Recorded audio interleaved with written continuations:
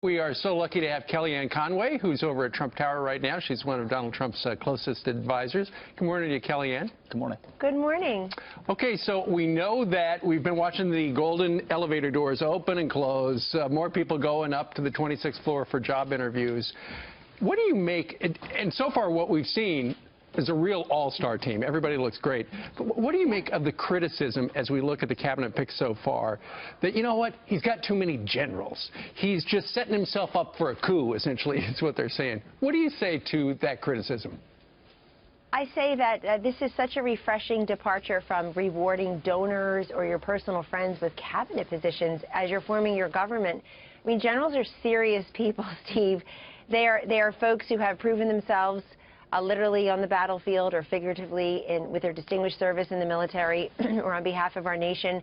And I keep reading that in places as if there's some kind of quota for the number of tough-minded, accomplished people. There is no quota for the number of tough-minded, accomplished people who are qualified to do each of these jobs. So I think that's one of the many specious attacks putting forward by the election deniers 1 month in. And look, this cabinet is diverse ideologically. It's diverse in terms of gender and race and background.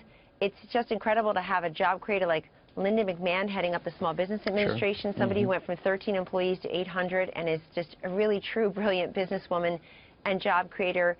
You now have, when you talk about those generals, you have Department of Homeland Security, you have Department of Defense, National Security Advisor. I mean, this is a very, I think this is also within the keeping of Donald Trump to try to get things done quickly with people who have proven their mettle and are people who, like him, are accustomed to being accountable and delivering results. Indeed. Kellyanne, all 16 of the positions on cabinet obviously are important, but the big one that everyone is waiting for is Secretary of State. What's the latest on that? When will we find out? So we obviously are way ahead of schedule when you compare us to past administrations, including President Obama when he was president-elect. He made his first appointment in week 4, and it was Treasury Secretary Tim Geithner. This is a very important decision, Ainsley, and the Secretary of State field has obviously broadened and widened. There are a number of people who have come in recent days and weeks to interview with the President-elect and the Vice President-elect. And just everybody has such a different resume, and they all have to have the same perspective, though. You have to be able to adhere to what will be the Trump doctrine worldwide and be willing to execute on his vision for that role as Secretary of State over at Foggy Bottom. He met with Rex Tillerson, the head of Exxon, this week, as you know. Yesterday, Alan Mulally, the former head of Ford, was there, who obviously did a great job with that company. You've got Governor Romney, Mayor Giuliani, another General Petraeus. You have Senator Bob Corker, who probably would face easy Senate confirmation among his colleagues, who's the head of the Foreign Relations Committee. So you're just talking about a very diverse group. John Bolton, Dana Rohrabacher. I think this is a tremendous process because you can't rush through such an important selection, and at the same time, he is welcoming in a number of men and women who have very diverse backgrounds. Kellyanne, obviously the list on Secretary of State started small and has expanded. He's talking to a wide swath of people for that potential position. Some people are asking, though, where is Rudy Giuliani, who was seen as the early front runner for that position? Where does he stand? And as it pertains to the Trump doctrine, do you feel like he's where Mr. Trump is on his view of the world? Well, Mayor Giuliani certainly knows what the Trump doctrine is because he was a very close and loyal advisor all through the campaign, and they've known each other for a number of years. So he was, you know, the mayor was a constant presence pretty much in the waning months of the campaign, had endorsed the president-elect earlier on in, I guess, the summer or spring. But Mayor Giuliani is still in the mix. I think that's obvious because the president-elect has not said publicly who is and who is not, but you can rest assured those who have been considered are on the list moving forward. And I just think it's going to come down to one man's decision of with whom he's most comfortable and who he thinks can also, Pete, work with these other cabinet members, the Secretary of Defense, General Mattis, certainly, the National Security Advisor, General Flynn, And it's very important to have a cohesive cabinet that is in the service of the president and the vice president. Alan Mulally, the guy who used to run Ford and Boeing, that's an interesting choice, given that Donald Trump has mentioned both those companies recently. And then Rex Tillerson is interesting because as the top guy at ExxonMobil, he's dealt with Russia and he's dealt with Yemen and countries all over the world. What's interesting and the is, developing world, yes. Absolutely. Time magazine says that apparently Donald Trump has made it very clear he wants the names of the companies that are considering leaving the country, and that he is personally going to call each and every one of them. Kellyanne, has he started those phone calls?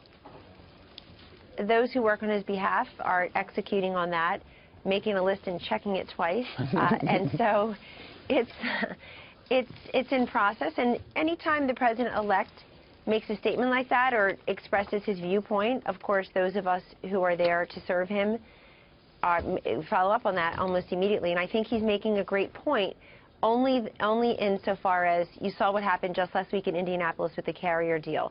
The result is so popular to the American people. You had over 60% of Americans saying that they thought that was a terrific deal for the workers. It improved their opinion of the president-elect Donald Trump.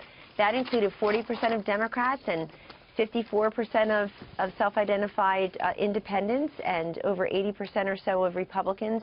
And so he didn't do it for his own image. He did it because it's the right thing to do. And he did it because he made that a centerpiece of his campaign. And before he's even sworn into office as our 45th president, he is making a difference on significant issues like that, the retention of jobs here. So if he can reach out to industry and he can try to do the same thing where it's appropriate and as it can happen, then why not? People know the USA is open for business again.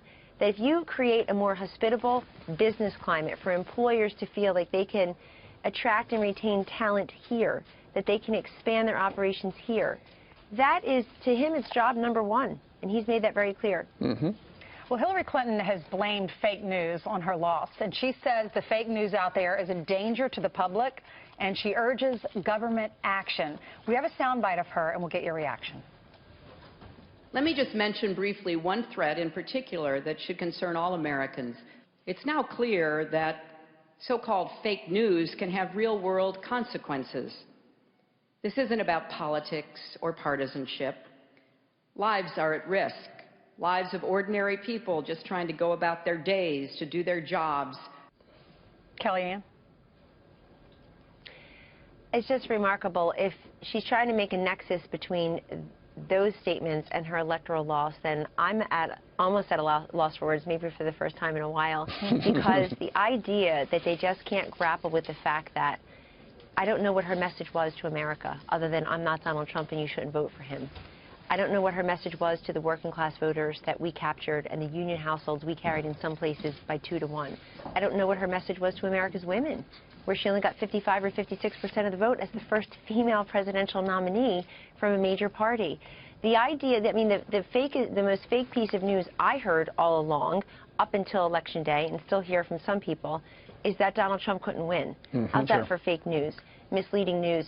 The fake news certainly was that Michigan and Wisconsin and Pennsylvania were all sewed up that we couldn't bust through the blue wall. And look, I take seriously what she's saying in terms of people spreading rumors or saying things that aren't true and possible harm coming to people. But it's this whole new cottage industry they're trying to make a big deal of and pin it on one party or one man's supporters. That I disagree with completely, and that has to stop. But a little self-awareness would do for a team that is blaming everybody but themselves for this. It's Bernie Sanders' fault. How dare he won? How dare he run? The guy won 22 states, folks, and over 13 million voters. That ain't nothing. Yeah. It's the alt-right's fault.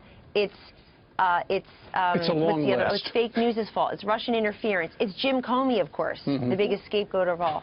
How about you had no message? Yeah. And people just didn't cotton to your candidate. Kellyanne, why can't they learn? What's preventing the introspection that the other major party in this country can't seem to do?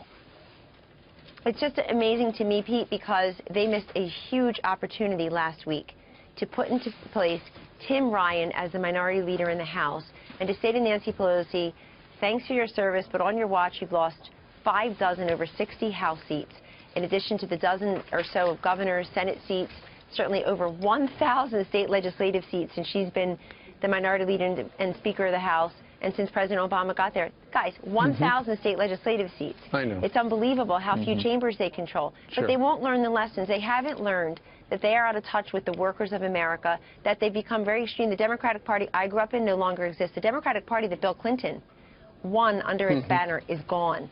The Blue Dog Democrats, the pro-tax reform Democrats, the pro-life and pro-Second Amendment Democrats, they're gone.